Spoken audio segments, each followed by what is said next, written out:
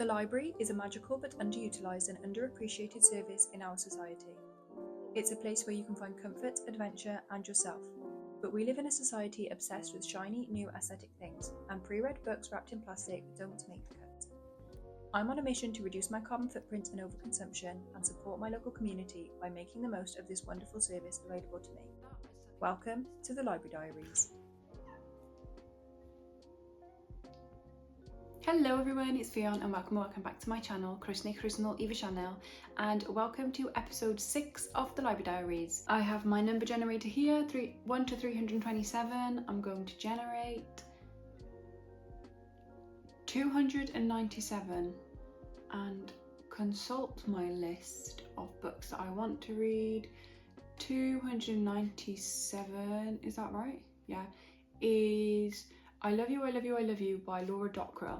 Let's see if it's available at the library.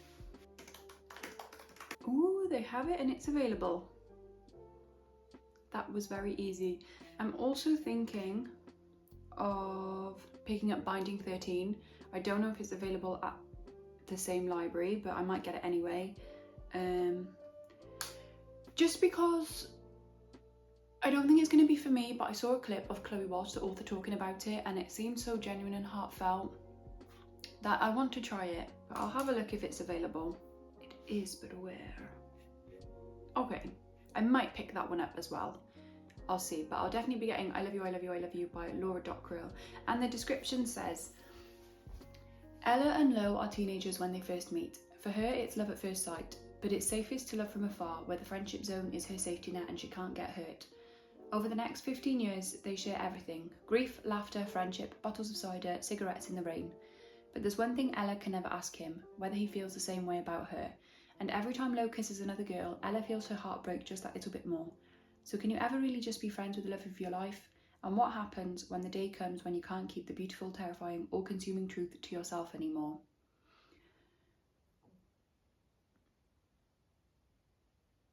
I don't know how I feel about that, but I'm going to be open-minded and give it a go.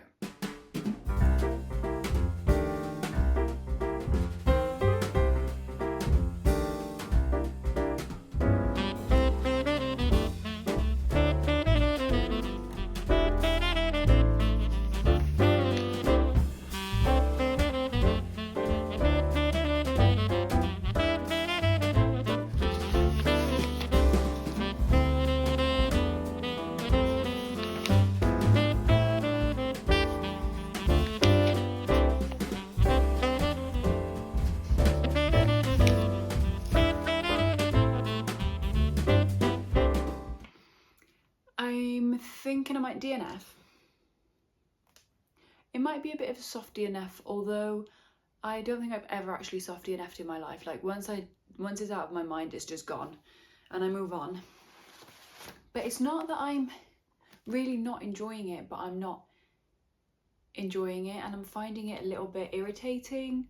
So like one of the things that I'd heard about it before I started was that they really go on about how small Shannon is, and that is apparent. It came up on page 1 and it came up on page 2 of her herself saying, I'm ridiculously small for my age, or embarrassingly small, or pathetically small, whatever it is. And then it came up again on page 17 and I was like, okay, you're small.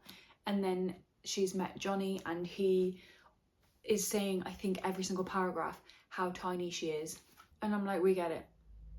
And then something else happened where basically what happens at the start is Shannon's been really, really horrifically bullied throughout school. So she moves to this college called Tommen College, and Johnny is like the rugby star there, and he accidentally hits her with the ball. So that's where the story opens. Why these people didn't call an ambulance, I don't know. She was clearly concussed. She's like out of it, falling over, slurring her words. Call a goddamn ambulance. That is something I don't understand. And he's still going on about how small and tiny she is, but she's also beautiful and hot and sexy and all of that. And where was I going with this? Let's recalibrate. Okay, well that point is now completely lost on me. It will come back. Yeah, I've got it. She was joking around with him saying, well, you could never be posh. And he went, why? She went, because you curse like a sailor. And oh my goodness, he really does. And I don't mind it that much. It's not that it's making me uncomfortable, but it's annoying because he is just effing and jeffing all over the place. And I'm not bothered by swearing, but why does it need to happen that much? Do you know what I mean? And I get the sense that Shannon's a little bit sorry for herself, but I totally believe the way she feels, and that, like, she's clearly been through some horrible stuff. It's clear from the beginning and from what everyone else has said about the book that she's grown up in an abusive home, then she's been abused at school as well, and there's just a lot going on. But I just don't like the way she's portraying herself, maybe. I don't know what it is, but like I've said, like, this Chloe Walsh's comments about this is that it's really heartfelt and it's based on her own experiences, so I'm really not trying to like smush them down. I totally believe the way she feels and that it must be really awful, but I just don't know if I want to read about that. So I might keep going a little bit. I got up to page 60, but I'm not sure about it.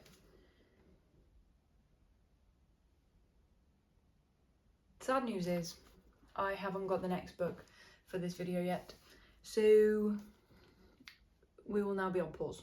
Look at this huge pile of books I have growing down here that I'm just trying to figure out what to do with. I was giving this another go, but students having with school stuff is a big no from me, so that's the end. At page 84 or 85.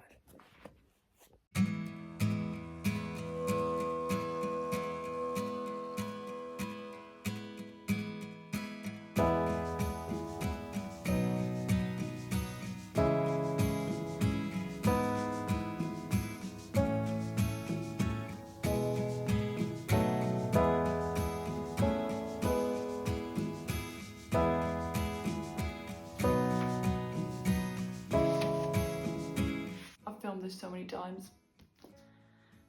I think the first twice, no storage space, just filmed it again. Had my camera flipped the wrong way around, so it was just filming my wall with my voice in the background. So I am just about halfway through. We're following Ella, she's our main character, and we're in a dual timeline. So the past timeline, we are watching her fall in love for the first time with a boy called Lo, and in the present timeline, they've obviously drifted apart. I don't know why yet. She's got a boyfriend called Jackson, but I'm pretty sure it's going to be a second chance romance and her and Lo are going to come back together. I'm really excited to see that reunion because watching Ella fall in love with Lo for the first time when she's 14 is just so wonderful. It's just lovely and magical, and those feelings of just pure joy at this person in front of you and feeling that for the first time is just so lovely. Yeah, I'm loving that part of it. I do think at times Ella is quite crass in the way she says stuff, which I don't love, but I think if I'd read this as a teenager I would have loved that, because I also was quite outspoken and stuff like that while I was trying to figure myself out. I'm not so much now. So a couple of things I'm reading and I'm like, oh, I don't like the way she said that. But equally, I'm reading it and chuckling because it is quite funny. She's quite a funny writer. It's really nostalgic of growing up as a teenager in the UK. I think I'm ever so slightly out of the age bracket of when this would be really relatable, because they are teenagers in 2000, where I was born in 2000. So I'm a little bit young for some of the references. Some of them are not, I'm getting them, but they're not hitting because I don't relate to them, or some of them I'm just not getting. But equally, some of them I am relating to, and it's a fun time. It's an accurate depiction of being a teenager in the UK in that time, and it is a fun time. I think this would be super nostalgic if you're like 10 years older than me. So people in their 30s basically. But yeah, it's nice. I think I'm enjoying the past timeline at the moment more than the present, but I'm excited to see where it goes. It's very much giving 3 stars at the moment. I think it's probably going to be a 3.75 max, but that's fine. But we'll see how it goes.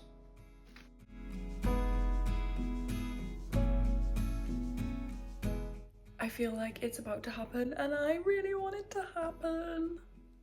I'm so excited for them, but I am nervous that it's not gonna happen because it never seems to happen. It's a definite slow burn.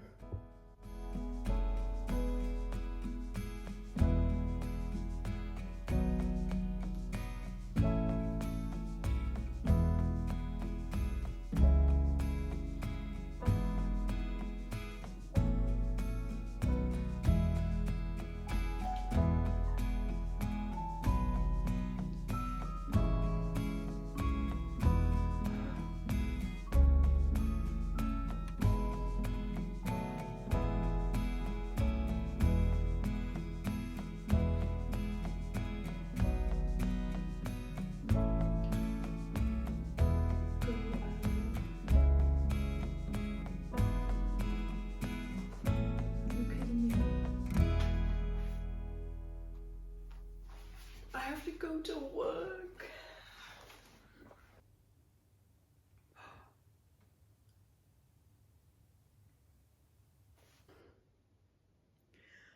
Oh, they got so close.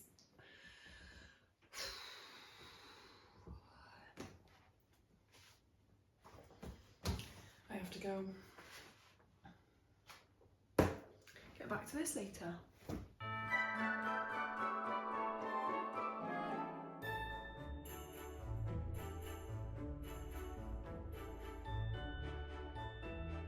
I finished the book and I loved this one. It actually got a lot better for me towards the end. I know I'd said that it was giving 3 stars, but I ended up giving this 4 stars. I found it so heartwarming and just lovely at the end, and like falling in love is just so magical, and I feel like that was really captured in this book. Like watching Ella fall in love, beautiful. What a lovely thing to read. And it was so like, yes, no, ah! Because they would get so close to telling each other how they felt, and then something would stop them. But I wasn't getting frustrated, I was getting like, I don't know, just like the anticipation of being like, yes, oh my god, it's gonna happen, and then no, come on guys, you can do it. I just found it so fun and wholesome and just lovely. So yeah, 4 stars. I'm definitely like perfectly happy with the fact I don't own this and I got it from the library, because as much as all those things I just said are true, I'm never going to think about this again. Okay, it's been like a week and a half, nearly 2 weeks since I finished it. Haven't thought about it once, but that doesn't mean that I didn't have a really lovely time reading it. I just loved watching them fall in love with each other. It's just magical. The sparks flying and just that feeling in your heart and in your tummy, the butterflies that you can feel of like, oh my god, I really like this person and they really like me too. And then actually being in love, not just falling in love, but then being in love for a long period of time and just growing together and having the best time. Gorgeous. I'm really happy I read this. I really liked it. All the things that I said before do remain true. So yes, Ella's speech was a little bit crass for me in the beginning, and yes, I think I was just ever so slightly out of the target age range audience, but I still got what this book was putting down, and I just really liked it. So there you have it. So thank you so much for watching episode 6 of the Library Diaries. I hope you have a wonderful period of time until the next episode of the Library Diaries.